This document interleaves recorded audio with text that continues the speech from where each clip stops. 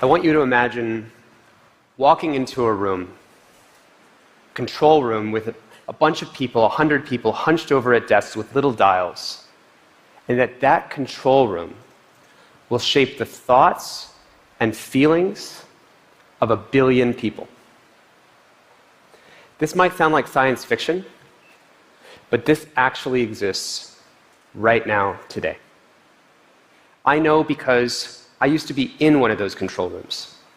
I was a design ethicist at Google, where I studied how do you ethically steer people's thoughts.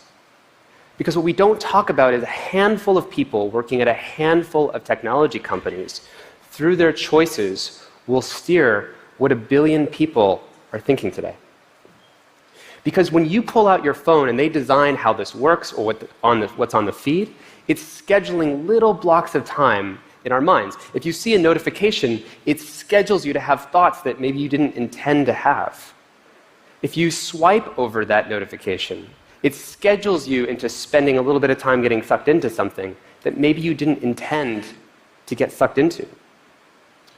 When we talk about technology, we tend to talk about it as this blue sky opportunity. It could go any direction.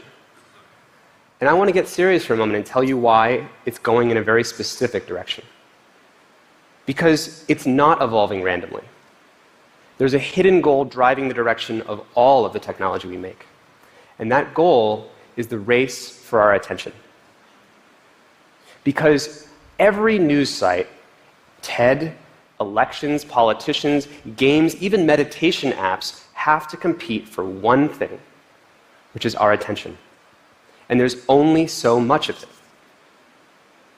And the best way to get people's attention is to know how someone's mind works. And there's a whole bunch of persuasive techniques that I learned in college at a lab called the Persuasive Technology Lab to get people's attention. A simple example is YouTube. YouTube wants to maximize how much time you spend. And so what do? They autoplay the next video. And let's say that works really well. They're getting a little bit more of people's time. Well, if you're Netflix, you look at that and say, well, that's shrinking my market share, so I'm going to autoplay the next episode. But then if you're Facebook, you say, well, no, that's shrinking all of my market share, so now I have to autoplay all the videos in the newsfeed before waiting for you to click play. So the internet is not evolving at random. The reason it feels like it's sucking us in the way it is because of this race for attention. We know where this is going. Technology is not neutral. And it becomes this race to the bottom of the brainstem of who can go lower to get it. Let me give you an example of Snapchat. If you didn't know, Snapchat is the #1 way that teenagers in the United States communicate. So if you're like me and you use text messages to communicate, Snapchat is that for teenagers. And there's like 100 million of them that use it. And they invented a feature called Snap Streaks, which shows the number of days in a row that 2 people have communicated with each other. In other words, what they just did is they gave 2 people something they don't want to lose. Because if you're a teenager and you have 150 days in a row, you don't want that to go away. And so think of the little blocks of time that schedules in kids' minds. This isn't theoretical. When kids go on vacation, it's been shown they give their passwords up to 5 other friends to keep their Snap Streaks going, even when they can't do it. And they have like 30 of these things, and so they have to get through taking photos of just pictures or walls or ceilings just to get through their day. So it's not even like they're having real conversations. We have a temptation to think about this as, oh, they're just using Snapchat the way we used to gossip on the telephone. It's probably okay. Well, what this misses is that in the 1970s, when you were just gossiping on the telephone, there wasn't 100 engineers on the other side of the screen who knew exactly how your psychology worked and orchestrated you into a double bind with each other. Now, if this is making you feel a little bit of outrage, notice that thought just comes over you. Outrage is a really good way also of getting your attention. Because we don't choose outrage, it happens to us. And if you're the Facebook news feed, whether you'd want to or not, you actually benefit when there's outrage. Because outrage doesn't just schedule a reaction in an emotional time space for you. We want to share that outrage with other people. So we want to hit share and say, can you believe the thing that they said? And so outrage works really well at getting attention, such that if Facebook had a choice between showing you the outrage feed and a calm news feed, they would want to show you the outrage feed, not because someone consciously chose that, but because that worked better at getting your attention.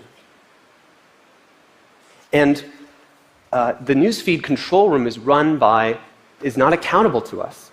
It's only accountable to maximizing attention. It's also accountable, because of the business model of advertising, for anybody who can pay the most to actually walk into the control room and say, that group over there, I want to schedule these thoughts into their minds. So you can precisely target a lie directly to the people who are most susceptible. And because this is profitable, it's only going to get worse. So I'm here today because the costs are so obvious. I don't know a more urgent problem than this, because this problem is underneath all other problems. It's not just taking away our agency to spend our attention and live the lives that we want. It's changing the way we have our conversations, it's changing our democracy, and it's changing our ability to have the conversations and relationships we want with each other. And it affects everyone, because 1 billion people have one of these in their pocket. So how do we fix this? We need to make 3 radical changes to technology and to our society. The first is we need to acknowledge that we are persuadable. Once you start understanding that your mind can be scheduled into having little thoughts or little blocks of time that you didn't choose, wouldn't we want to use that understanding and protect against the way that that happens? I think we need to see ourselves fundamentally in a new way. It's almost like a new period of human history, like the Enlightenment, but almost a kind of self-aware enlightenment, that we can be persuaded. And there might be something we want to protect.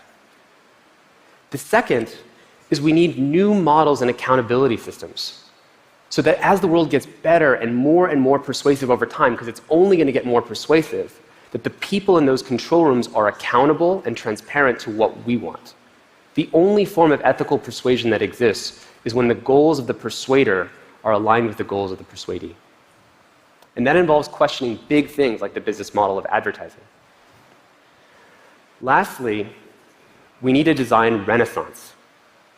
Because once you have this view of human nature, that you can steer the timelines of 1 billion people, just imagine there's people who have some desire about what they want to do and what they want to be thinking and what they want to be feeling and how they want to be informed. And we're all just tugged into these other directions, and you have 1 billion people just tugged into all these different directions. Well, imagine an entire design renaissance that tried to orchestrate the exact and most empowering, time well spent way for those timelines to happen. And that would involve 2 things. One would be protecting against the timelines that we don't want to be experiencing, the thoughts that we wouldn't want to be happening, so when that ding happens, not having the ding that sends us away. And the second would be empowering us to live out the timeline that we want. So let me give you a concrete example. Today, let's say your friend cancels dinner on you, and you are feeling a little bit lonely. And so what do you do in that moment? You open up Facebook. And in that moment, the designers in the control room want to schedule exactly one thing, which is to maximize how much time you spend on the screen. Now instead, imagine if those designers created a different timeline that was the easiest way in using all of their data to actually help you get out with the people that you care about.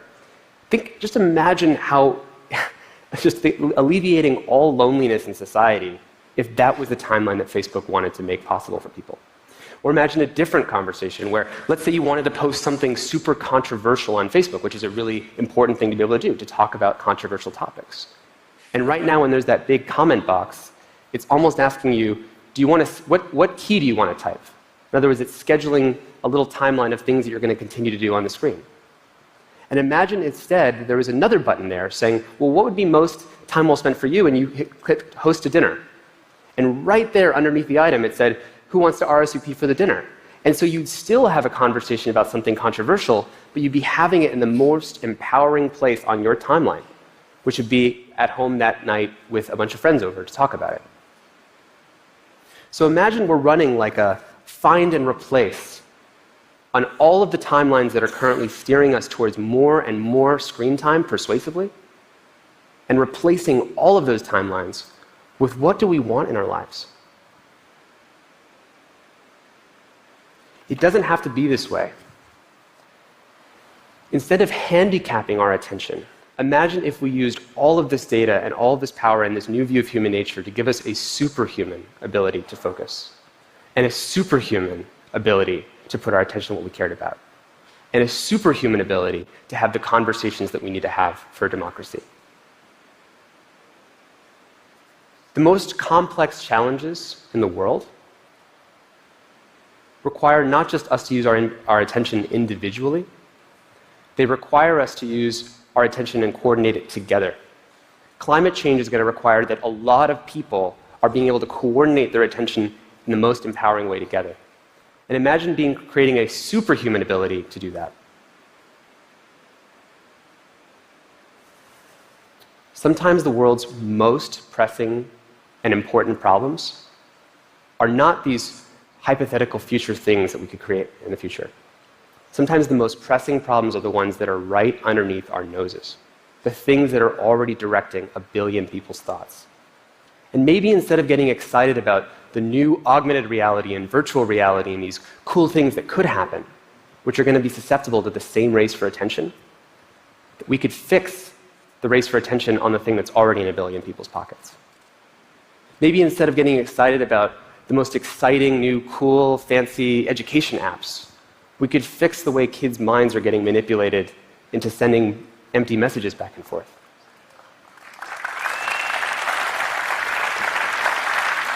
Maybe instead of worrying about hypothetical future runaway artificial intelligences that are maximizing for one goal, we could solve the runaway artificial intelligence that already exists right now, which are these news feeds, maximizing for one thing. It's almost like instead of running away to, colonize new planets, we could fix the one that we're already on.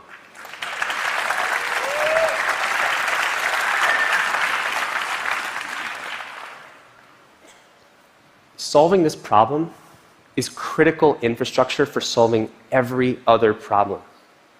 There's nothing in your life or in our collective problems that does not require our ability to put our attention where we care about.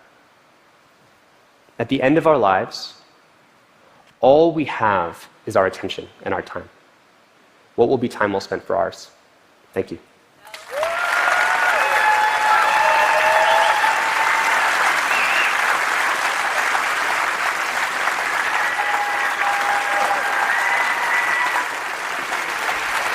Tristan, thank you. Hey, stay up here a sec. Yeah. First of all, thank you. I know we asked you to do this talk on pretty short notice, and you've had quite a stressful week getting this thing together. So thank you for doing that. Thank you. Some people listening might say, well, look, what you complain about is addiction and all these people doing this stuff. For them, it's actually interesting. All these design decisions have built user content. This is fantastically interesting. The world's more interesting than it ever has been. Right. What's possibly wrong with that? Well, I think it's really interesting. It's like one way to see this is if you're just YouTube, for example, you want to always show the more interesting next video. You want to be better and better at suggesting that next video. But even if you could propose the perfect next video that everyone would want to watch, it would just be better and better at keeping you hooked on the screen. So what's missing in that equation is figuring out what our boundaries would be, right? You would want YouTube to know something about, say, falling asleep. The CEO of Netflix recently said that our biggest competitors are Facebook, YouTube, and sleep, right? And so what we need to recognize is that the human architecture is limited, and that we have certain boundaries or dimensions of our lives that we want to be honored and respected. And technology could help do that.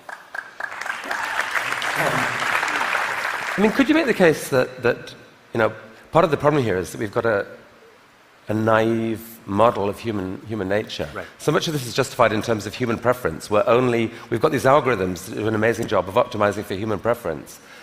But which preference? There's the preferences of things that we really care about when we think about them, right, versus the preferences of what we just instinctively click on. If you could implant that more nuanced view of human nature in every designer, would that be a step forward? Absolutely. I think right now it's as if all of our technology is basically only asking our lizard brain, what's the best way to just impulsively get you to do the next tiniest thing with your time? Instead of asking you, in your life, what would be most time well spent for you? What would be the perfect timeline that might include something later? What would be time well spent for you here at TED in your last day here? So if Facebook and Google and everyone said to us first up, hey, would you like us to optimize for your reflective brain or your lizard brain? You choose. Right. That would be one way. Yes. And when you said persuadability, that's an interesting word to me, because to me there's two different types of persuadability. There's the persuadability that we're trying right now of reason and thinking and making an argument.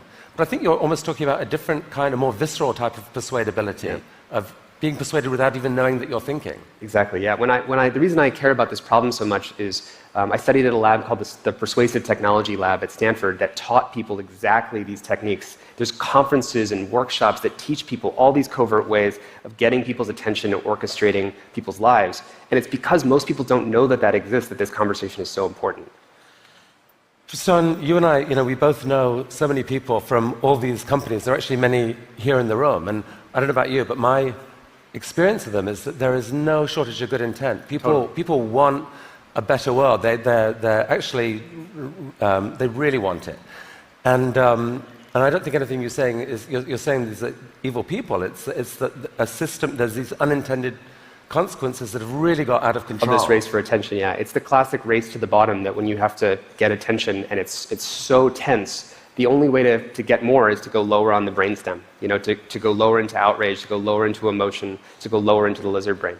Well, thank you so much for helping us all get a little bit wiser about this. Tristan Harris, thank you. Thank you very much.